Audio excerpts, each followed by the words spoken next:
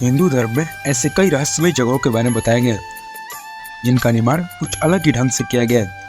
लेकिन आज जिस जगह के बारे में आपको बताने जा रहे हैं, जिसके बारे में सुनकर आप शायद हैरान हो जाए और यकीन भी ना करें, तो आइए बताते हैं आपको इस जगह के बारे में। हम बात कर रहे हैं रामायण काल की प्रसिद्ध पर्वत की। बता दें कि इस पर्वत का रामायण में कई बार जिक्र किए गए हैं। इसका नाम ऋषिमुख पर्वत है।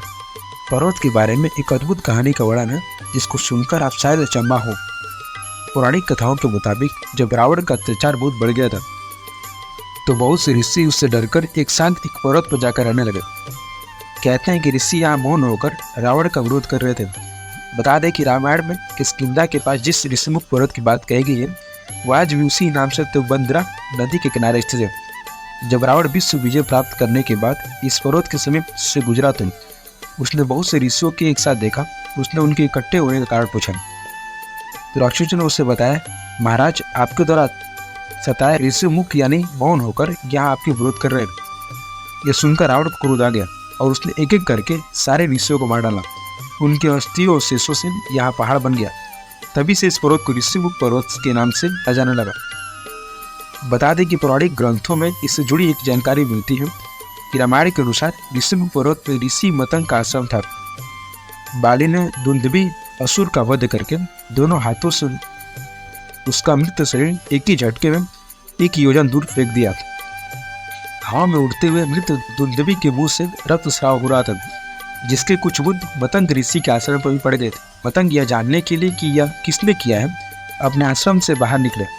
उन्होंने अपने दिव्य तप से सारा हाल जान लिया और जब उन्हें पता चला कि ये बाली ने किया है तो उन्होंने उसे श्राप दे डाला। अगर वह कभी भी ऋषिमुख पर्वत की 1 योजन के आसपास भी आएगा तो अपने प्राणों को खो बैठेगा। कहते हैं कि इस बात के बारे में बाली के छोटे भाई सुग्रीव को पता था। इसी कारण से जब बाली ने सुग्रीव को देश निकाला दिया था तो उसने बाली से बचने के लिए अपने अनुयायियों के साथ ऋषिमुख पर्वत में जाकर शरण ली। माना जाता है कि रामायण जिस ऋषिमुख पर्वत का उल्लेख है वह कर्नाटक प्रदेश की हम्पी में है। हम्पी कभी प्रसिद्ध विजयनगर साम्राज्य की राजधानी था। यहीं पर वानरराज सुग्रीव और बाली की राजधानी किष्किंधा नगरी बसी थी। हम्पी और आसपास के क्षेत्र में आज भी रामायण के विभिन्न प्रसंगों से जुड़े कई स्थल या राम जी के आगमन के साक्षी हैं। यहाँ स्थित ऋषिमुख पर्वत पर आज भी वो गुफा विद्यमान है जहाँ वानरराज सुग्रीव अपने मंत्रियों सहित रहते थे। रामायण में वर्णित प्रसंग के अनुसार बाली से विवाद के कारण जब सुग्रीव को राजमहल छोड़कर वनों में भागना पड़ा तब वो अपने सहयोगी सहित इस स्थान पर आए। सुग्रीव जिस गुफा में रहे हैं वह आज उनका एक विग्रह स्थापित हो जिसकी पूजा की जाती है। तुंगभद्रा नदी के तट पर बसा हुआ यह क्षेत्र बहुत ही मनोरम है। यहाँ आज भी ऐसा प्रतीत होता है जैसे रामायण के कालखंड में आ गए हैं। यहाँ के भौगोलिक परिदृश्य में आज भी अधिक परिवर्तन नहीं आया है।